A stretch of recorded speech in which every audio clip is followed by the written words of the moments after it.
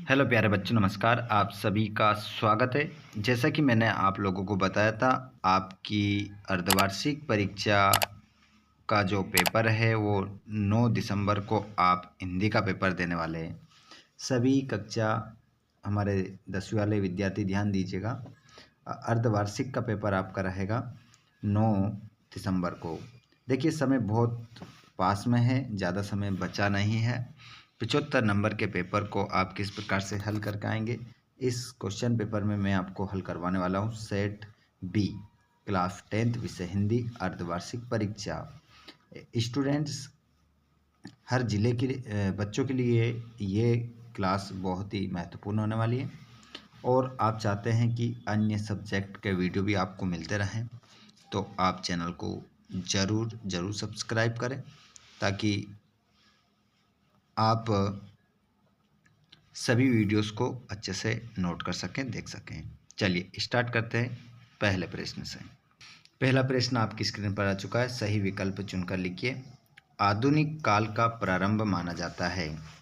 तो आधुनिक काल का जो प्रारंभ माना जाता है संवत 1900 से, संवत 1050 से, संवत 1375 से, संवत 1800 से।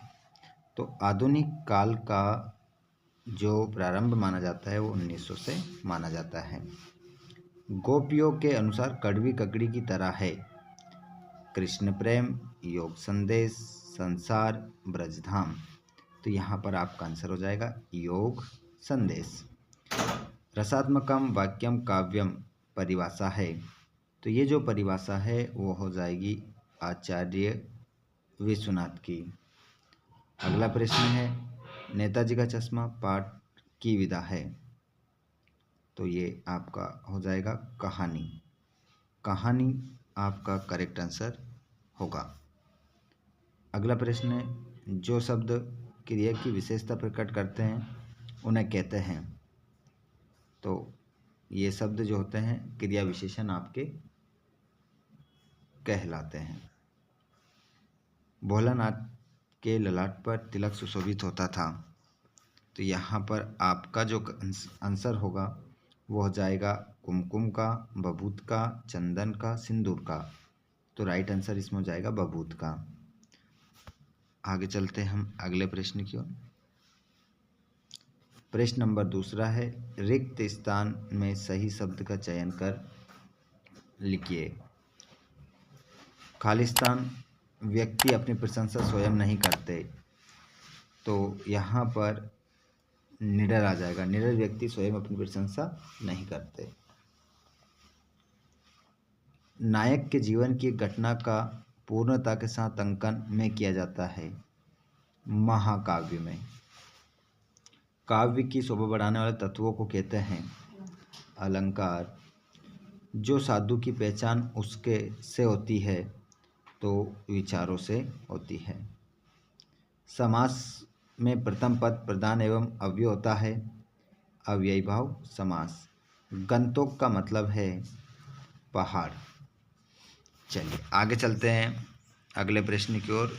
जोड़ी मिलाना है। यहाँ पर जोड़ी मिलाएंगे आप सभी। पहले क्वेश्चन को आप मिलाएंगे आंसू, झरना, लहर। तो ये जो रचनाएं हैं वो जयशंकर प्रसाद की है। बार बार मोहि लागी बुलावा, इसमें पुनरुक्ति प्रकाश अलंकार।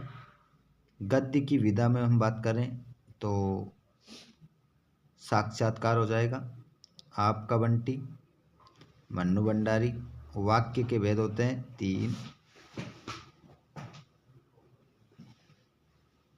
वाच्य के भेद होते हैं 3। अरि ओ करुणा प्रभामय, इस रचना को लिखने वाले हैं अज्ञे। क्वेश्चन नंबर आपका चौथा वाला है। एक शब्द में उत्तर आपको देना है। आधुनिक कबीर किसे कहा जाता है। आधुनिक कबीर किसे कहा जाता है। तो आपका आंसर हो जाएगा नागा अर्जुन। नागार्जुन आपका करेक्ट आंसर हो जाएगा। अगले प्रश्न को देखिए, रस के अंगों के नाम लिखिए। काशी किसकी पाठशाला है। तो रस के अंग में बता देता हूँ 4 होते हैं। स्थायी भाव,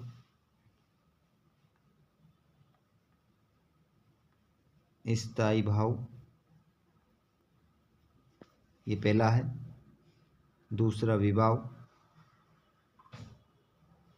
तीसरा अनुभाव, चौथा है संचारी भाव। स्थायी भाव, विभाव, अनुभाव, संचारी भाव। ठीक है, 4 हैं।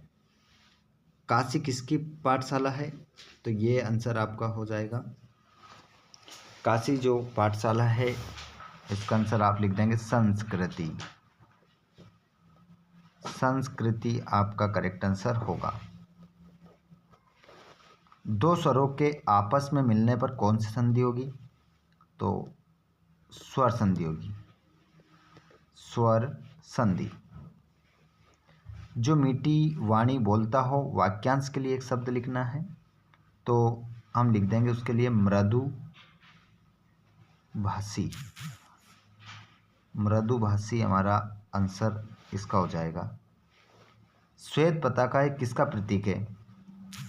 तो यहाँ पर आपका आंसर हो जाएगा शांति एवं अहिंसा।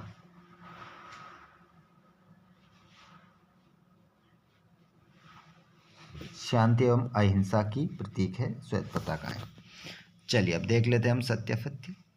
संगतकार कविता मुख्य गायक का साथ देने वाले संगतकार की भूमिका के महत्व पर लिखी गई है, तो इसका आंसर आपका पहले का सत्य हो जाएगा। दोहा और चौपाई मात्रिक छंद है, तो इसका आंसर भी आपका सत्य होगा। संस्कृति पाठ व्यंग्य विधा में लिखा गया है, असत्य। असत्य होगा इसका आंसर। लोक उक्ति से मिलकर लोकोक्ति शब्द बना है, तो इसका आंसर भी आपका सत्य होगा। माता कंचल पाठ की रचनाकार मधु कांकरिया है, जी नहीं, असत्य होगा। क्योंकि माता कंचल पाठ जो लिखने वाले हैं वो बताइए किसने लिखा है, ये कमेंट बॉक्स में आप सभी आंसर बताएंगे। हिरोशिमा कविता अज्ञे ने हवाई जहाज में बैठकर लिखी, तो इसका आंसर भी क्या होगा आपका? असत्य होगा। ठीक है, असत्य आपका ये आंसर हो जाएगा। अगले प्रश्न को हम देखते हैं।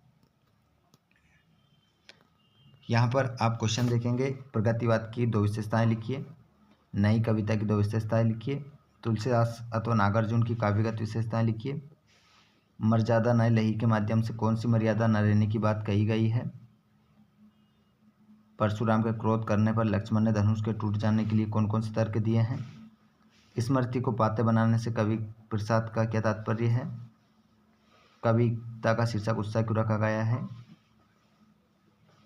वीर रस का एक उदाहरण लिखिए, और छंद की परिभाषा। ये सभी क्वेश्चन आप देख सकते हैं, वेरी इंपॉर्टेंट क्वेश्चन आंसर है ये, देख सकते हैं आप। पूरा क्वेश्चन पेपर है ये, अगर आपने ये लगा लिया तो बहुत अच्छे अंक आप प्राप्त कर सकते हैं।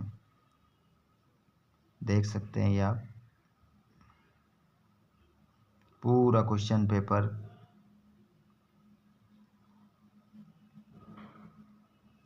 ये हमारे एप्लीकेशन है, बुक बैंक से पुस्तकें प्राप्त करने हेतु आवेदन पत्र और ये रूपरेखा सहित निबंध आपको लिखना है। ठीक है, देखिए ये सभी क्वेश्चन मैंने डाल रखे हैं। अगर आप इनमें से कोई से प्रश्न के बारे में कमेंट करके बताएंगे तो मैं आपको तुरंत सेंड कर दूंगा। इस प्रश्न का उत्तर ये रहा। ठीक है, आप अच्छे से इसको हल कर लीजिए। सभी प्रश्न हमारे द्वारा चैनल पर पहले से डाल दिए गए हैं, टेलीग्राम की लिंक डिस्क्रिप्शन में, जिसके माध्यम से आप